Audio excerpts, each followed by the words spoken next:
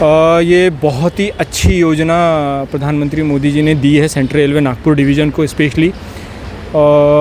हमारा जो तीसरी लाइन का प्रोजेक्ट है वो ऑलरेडी आधा कंप्लीट हो चुका है।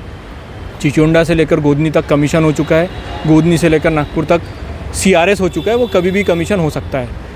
तो ये चीज़ समझ में आती है कि नागपुर डिवीज़न जो है वो सेंट्रल रेलवे पूरे जोन का सबसे कमाऊ पूत है।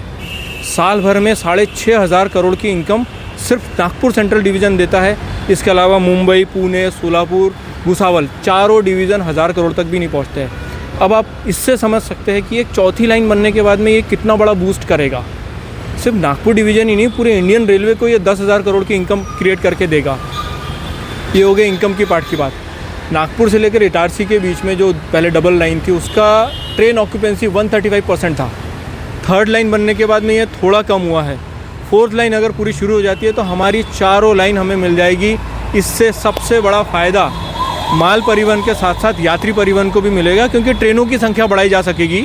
और हो सकता है, मेरी जितनी उम्मीद है, अगर ये चीज़ पूरी हो जाती है तो वंदे मेट्रो जो लिखा हुआ है, जो पांडुरना छिंदवाड़ा वगैरह को जोड़ना चाहते हैं रेलवे, वो भी इसके ऊपर बहुत अच्छे से शुरू हो सकेगी और यात्रियों को एक बहुत अच्छा परिवहन, आसान परिवहन, समय के साथ में वाला परिवहन मिल पाएगा।